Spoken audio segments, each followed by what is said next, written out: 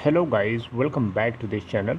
Guys, इस video में हम लोग बात करेंगे वोडाफोन आइडिया लिमिटेड से जुड़ी हुई कुछ अपडेट के बारे में, जिसको जानना आपको ज़रूरी है। लेकिन शुरू करें उससे पहले आपसे रिक्वेस्ट करूंगा कि अगर आप इस चैनल को फर्स्ट टाइम देख रहे हैं तो सब्सक्राइब करके बेल आइकन को हिट कर लीजिए, ताकि वीडियोज़ की नोटिफिकेशंस आपको मिलती रहें और आप सबसे पहले उसे देख पाएंगे। तो गाइस, सबसे पहले हम बात करते हैं कल के ट्रेड के बारे में। जी हाँ, कल किस तरीके की सिचुएशन हमें देखने को मिली वोडा आइडिया के अंदर, एक बार जल्दी से डिस्कस कर लेते हैं। उसके बाद जो मेन पॉइंट है उसके ऊपर हम आएंगे। दो खबर आप लोगों के साथ बैक टू बैक शेयर करूंगा और इन दोनों खबरों की अपने आप में कहीं ना कहीं बहुत ही ज़्यादा एक इम्पोर्टेंस है, जो आपको माइंड में रखना चाहिए। तो सबसे पहले हम बात करेंगे ओपन प्राइस को लेके। तो 9.25 के ऊपर ओपन होने के बाद 9.10 का लो बनाता है और 9.80 का हाई बनाता है। अगर आप 52 वीक लो चेक करेंगे वोडा आइडिया का, तो 3.00 का है और 52 वीक हाई है 13.80 का। 9.25 के ऊपर क्लोज होता है, जो कि आप देख सकते हैं 0.54% ऊपर क्लोज होता है अपने प्रीवियस क्लोजिंग प्राइस 9.2 के रिस्पेक्ट में। टोटल वॉल्यूम अगर आप देखेंगे तो एनएससी के ऊपर 26 crore 31 lakh 21,309 total quantities trade हुई, जिसमें से 40.54% की डिलीवरी उठाई गई। वहीं हम बीएससी के ऊपर टोटल ट्रेडेड वॉल्यूम की बात करें तो 9 करोड़ 13 लाख 94,469, जिसमें से 30% के आसपास की डिलीवरी, 9.25 के ऊपर क्लोजिंग।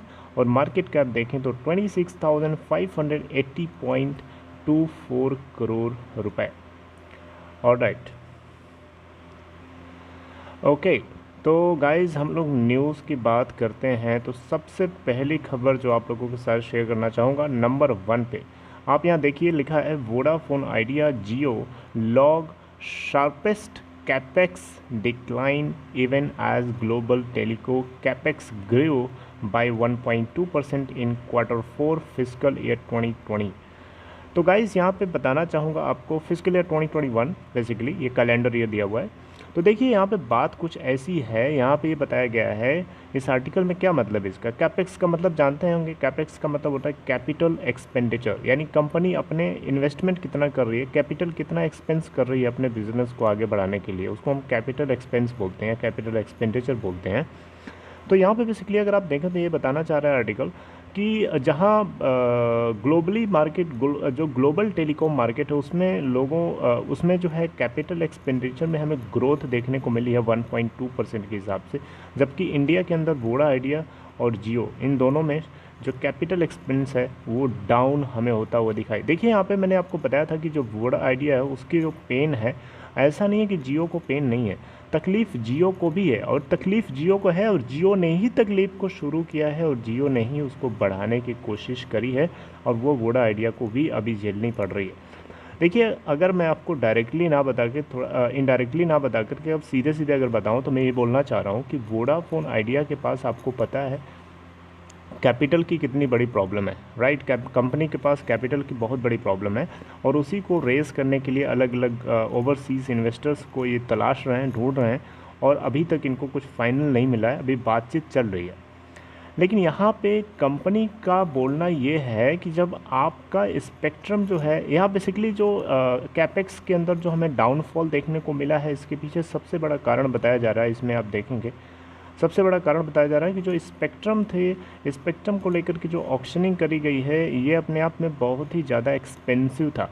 देखो यार, घुमा फिरा के बात सरकार के ऊपर ही चली जाती है। सरकार अगर लेने वाले जितने जो टैक्स है, जितना रेवेन्यू अर्न करती है सरकार, वो टैक्स अगर कंसिडरेबली कम रहेगा, इतना रहेगा कि कंपनीज जो है झेल सकें, तो कंपनीज ऑब्वियसली अपने बिजनेस को बड़ा करने के लिए कैपिटल एक्सपेंस करेंगी, राइट। लेकिन कंपनी, सरकार जो है इतना ज़्यादा यूजली कॉस्ट लगा देती है इन कंपनीज़ के ऊपर, कि कंपनीज जो है अपने कस्टमर्स को, अब इतना नहीं हो सकता ना कि सरकार का खर्चा उठाने के लिए कस्टमर्स को एकदम एक्सप्लॉइट करना शुरू कर दें कंपनीज, तो फिर कस्टमर्स शिकायत करने लगेंगे, कस्टमर्स एक दूसरे को छोड़ने लगेंगे इन ऑपरेटर्स को, और हो ही रहा है भाई। तो यहाँ अगर आप देखें तो बेसिकली स्पेक्ट्रम को लेकर के जो ऑक्शनिंग करी गई है, उसके ऊपर जो कॉस्ट थी वो अपने आप में बहुत ज़्यादा थी, जिसकी वजह से जिसकी वजह से वोडाफोन आइडिया और रिलायंस जियो दोनों ने कैपिटल एक्सपेंडिचर में काफ़ी शार्पेस्ट डिक्लाइन विटनेस किया है Q4 फिजिकल ईयर 2021 के अंदर। ठीक है, तो पेन को शुरू किया था रिलायंस जियो ने ही, और रिलायंस जियो जानबूझ के अभी जो है टैरिफ नहीं बढ़ाना चाह रहा है, क्योंकि उसको अच्छे से पता है कि कंपनी के अंदर टैरिफ को जितना कम से कम रखा जाएगा उतना ही अभी उसके अंदर कस्टमर्स का एडिशन होगा, फ़ायदे में रहेगा। तो कस्टमर्स को टैरिफ को ना बढ़ाने के पीछे सबसे बड़ा कारण रिलायंस जियो ही है। अगर रिलायंस जियो आज मार्केट में ना होता तो कंपनीज जो हैं टैरिफ हाइक कर चुकी होती और कैपिटल एक्सपेंडिचर भी ज़्यादा होता, कंपनीज़ को प्रॉफिट भी हो रहा होता, टेलीकॉम सेक्टर पूरा ओवरऑल देखा जाए तो हेल्दी बना होता फाइनेंशियली। लेकिन आज की डेट में फाइनेंशियली टेलीकॉम सेक्टर बहुत ही ज़्यादा गंदी दौर से गुजर रहा है। आपको ये बात अच्छे से पता है, बताने की ज़रूरत नहीं है। आइए अब दूसरे पॉइंट की, और यहाँ पे और बातें बताई गई हैं, जैसे कि और कुछ ग्लोबल टेलीकॉम मार्केट्स में कौन कौन गेनर्स है, कौन कौन कम ज़्यादा इन्वेस्ट किया है। वो हमारे काम का पार्ट नहीं है, जितना हम लोगों को जानना था वो हमने जान लिया। अब आइए पॉइंट नंबर 2 की बात करते हैं। तो गाइस, हमने आपको बताया था कि वोडाफोन आइडिया ने जो जनवरी के महीने के अंदर जो इन्होंने बेसिकली कस्टमर्स का एडिशन किया था, ऐसा रिपोर्ट किया गया था अलग अलग मीडिया हाउसेस के द्वारा, कि यहाँ पे जो है 1.7 मिलियन कस्टमर्स का इन्होंने गेन किया है, जो कि 14 महीने का एक हाईएस्ट रिकॉर्ड रहा है, राइट। लेकिन अब यहाँ पे देखिए, जो वोडाफोन आइडिया ने इनकरेक्ट डेटा सबमिट किया था ट्राई को, उसके अंदर उन्होंने करेक्ट डेटा ट्राई किया है, उसको करेक्ट किया है। तो यहाँ पे ट्राई ने ये रिपोर्ट जो है पब्लिश करी, जिसको मीडिया हाउसेज ने अपने अपने ज़रिए से पब्लिश किया मार्केट तक। यहाँ आप देखिए, लिखा है Vodafone Idea lost 2.3 million users in January, not gained, telco error inadvertent TRAI. अब यहाँ पे इसको सुनने के बाद आप पैनिक ना होना, आपसे रिक्वेस्ट है कि आप हिम्मत बना के रखे रहो और थोड़ा बस सुनो इस चीज़ को, क्योंकि आपको जानना इन्फॉर्मेशन के तौर पे ज़रूरी है ना। अब ऐसा नहीं कि यहाँ पे वीडियो को स्किप कर दिया और आप चले गए, ऐसा ना करिए, इसको आप समझ लीजिए, जान लीजिए, क्योंकि कहीं ना कहीं ये भी चीज़ें आपको पता होनी चाहिए। ऐसा नहीं है कि सब आपको झूठे झूठे बस पॉजिटिव चीज़ें बताते चलें और जो पीछे की चीज़ें आपको पता ही ना चले, तो फिर गलत हो जाएगा ना। आपको ये चीज़ भी पता होनी चाहिए, ओके। और इसको आप पैनिक ना करना इसको लेने के बाद, ये आपको जो है आप बस जानकारी के लिए आप समझिए। तो यहाँ आप देखें 2.3 मिलियन कस्टमर्स जो है वोडा आइडिया ने लूज़ किया है जनवरी महीने के अंदर। और यहाँ पे बेसिकली जो है आपको बताना चाहूँगा, ये जो कस्टमर लॉस है पहले से कंपेयर में देखा जाए तो गिरावट ही है कस्टमर लॉस में। मेरा कहना ये है कि कस्टमर्स जो है लूज़ तो हो रहे हैं, लेकिन पहले जिस रेट से हो रहे थे वो रेट काफ़ी डाउन हुआ है। इस बात को तो आप मानते हैं ना।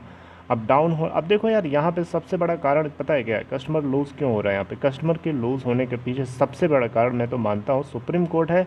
सुप्रीम कोर्ट के अलावा रिलायंस जियो है और कहीं ना कहीं ट्राई भी है। ये 3-4 ऐसी एंटिटीज़ हैं जो वोडा आइडिया के कस्टमर्स को छीनने के लिए या उसको लूज़ करने के लिए, गिराने के लिए, तोड़ने के लिए, कमज़ोर करने के लिए अलग अलग एंगल से कोशिश करती रही हैं।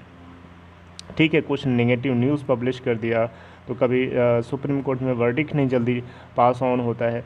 अब आप देख लीजिए सुप्रीम कोर्ट के जो मिश्रा जी ने किस तरीके से वर्डिक्ट दिया है और कितना लेट करके दिया है, कितना लॉस हुआ कंपनी का। अरे यार, वही वर्डिक्ट अगर देना था तो आप 5 महीने 6 महीने पहले दे देते तो कंपनी शायद अपने काम कर रही होती, कंपनी के पास कस्टमर बेस आज इतना नहीं लॉस हुआ था।